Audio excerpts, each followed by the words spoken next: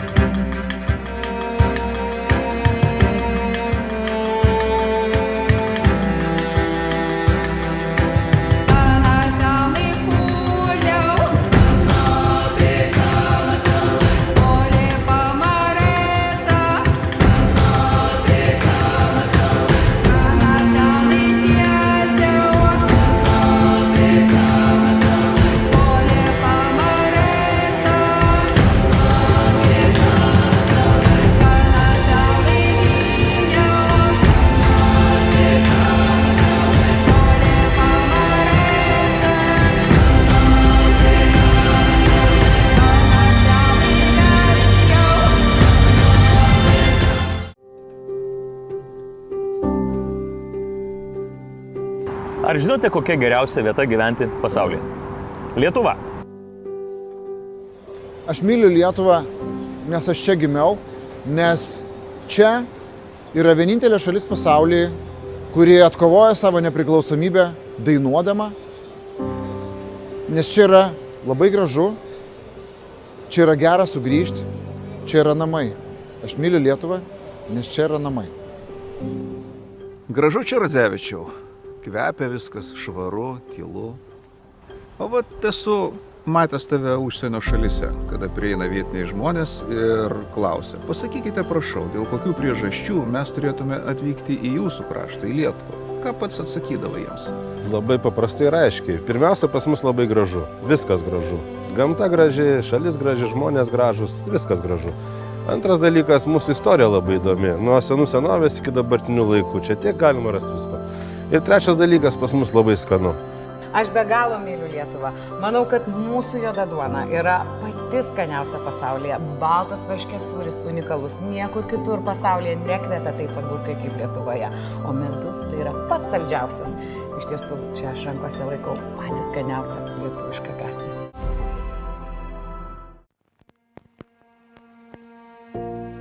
Well, the temperature has dropped and Lithuania is covered with a white blanket of snow. She's finally here. Winter has come to Lithuania. To celebrate the occasion, we decided to invite Her Majesty Winter herself onto our show to find out how she feels about visiting our country every year. Hello, Winter. How are you? It's good to see you again. Hello, John. Thanks for having me. So, we all know that Lithuania is a country of 4 seasons, and it's definitely not your first time in this country. But as you probably know, when people think of winter, they often think about it being cold and dark. Do you think you deserve that reputation? You know, I love being in Lithuania, but I have to be honest, sometimes it feels like people don't look forward to me coming as much as the other seasons. That's it? I always see them hiding away from me, wrapping themselves up in thick woolen hats and scarves, or staying indoors. It makes me feel sad. I think I'm a little underrated. Okay. But at the same time, I still secretly think I'm the most unique season of all. Just think. What other season transforms the whole of nature into such a wonderland? True. All the forests turn fluffy and white. Plants are touched by frost. And on sunny days, everything sparkles. Yeah. Oh, and the rivers. Have you seen those? Breathtaking, isn't it? You know, you are absolutely right. Winter really is beautiful in Lithuania. But the thing everybody's thinking is, what about the cold? Yeah, I know I'm a bit cold and some people think that's a disadvantage, but there are so many things you can do to warm up and have fun at the same time. Okay, give them to me. You can enjoy snowboarding, go cross-country skiing, or even ice skating on a real frozen lake. And if you're not feeling sporty, go for a sauna. There's so much to celebrate at this time of the year. Can you imagine Christmas without me? You know, I can't argue with you. Christmas fairs wouldn't be the same without cold. And think of all those festive lights in shop windows. Not to mention herbal tea, honey cakes, and cozy woolen clothes, as you say. And yes, they are all because of you, Winter. Thanks. I'm always happy to come around. I just like everyone to see how fun and wonderful I can be.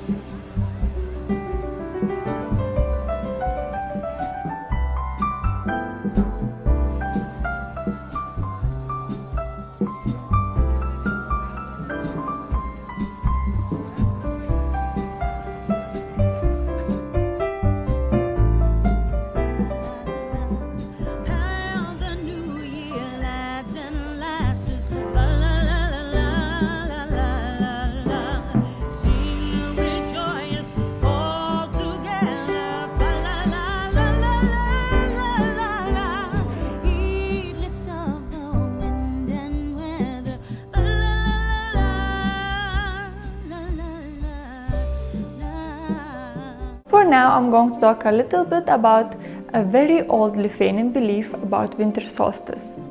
A long time ago, people used to believe that on the day of the winter solstice, a deer with 9 horns will run away, and on Christmas Day it will come back carrying sun on its horns, a symbol of joy and rebirth. This mythological deer was seen as related to astrology, creational theories, and it blended with Christmas traditions later on. Even Santa today is riding a sleigh with magic deers. Most of the old traditions got mixed into the celebration of the Christmas Eve, and to many people in Lithuania, this holiday is actually even more important than the Christmas Day. Most of Lithuanians are Catholic Christians, and so they would follow the Advent, which is all about preparation for Christmas, putting up a Christmas tree, decorating, helping others, fasting, and so on. In Lithuanian tradition, people not only stayed at home and just decorated, they had to finish all their leftover work, pay back any debts if they have, and also focused a lot on cleaning. That is a lot of cleaning they had to do. First, cleaning around the house, places that everyday cleaning would not reach. Maybe would do some decluttering or reach in the back of the cupboards. Second, cleaning themselves. Historically, Lithuanians loved sauna. Even today, it is extremely popular. So this point is all about giving an extra treatment to your body. Third, cleaning the minds. As I mentioned before, Christmas time was seen as the time to slow down, calm, and focus.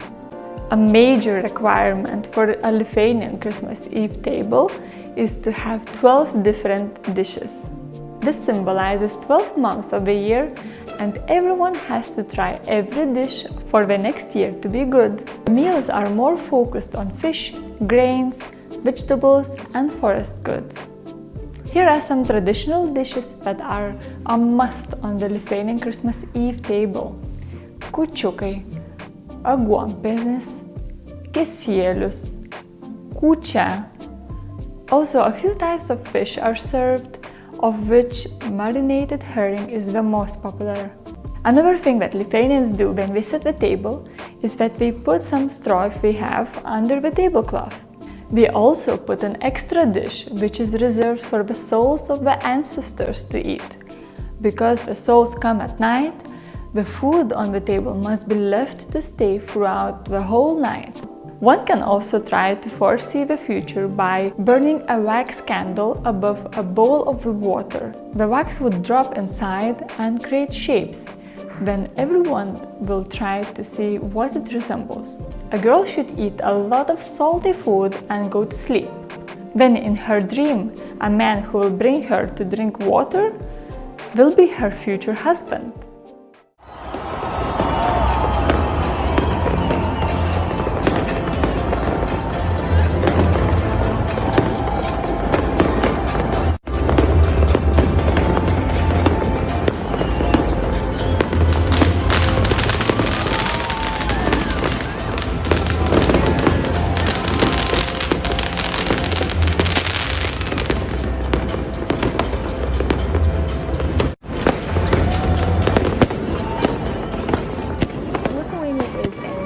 Society, and they started as a pagan society, and a lot of their culture was agrarian based, and then they moved to Catholicism, and a lot of those traditions still came over into their new traditions connecting with Christianity.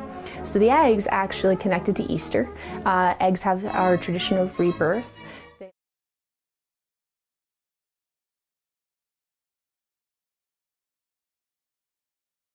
The Lithuanian word for Easter egg is marguche. Marguche means variation in the variation of colors. They also then decorated them. They decorated them in my way, which is a scratched method. Blowing out an egg is actually extremely easy, easier than you would think. An egg is naturally a sphere. Sphere is one of the strongest shapes. You take a pin and you prick the top and the bottom of the egg, and then you take a round file to make that hole a little bit bigger. There's two different ways to blow out the egg at that point. You can go old-fashioned, blow it out with your mouth, or you can use an egg pump. I have an egg pump because I blow out many eggs at once, at one sitting. Dyeing a hollow egg, it won't dip down into the dye, so I use some tongs, put them in the dye, and then it'll dye any color that I want. At that point, I will draw my design onto the egg. You can use a pencil because you can take those stray marks off later. And then I take a box cutter and I start scratching onto my egg with my box cutter.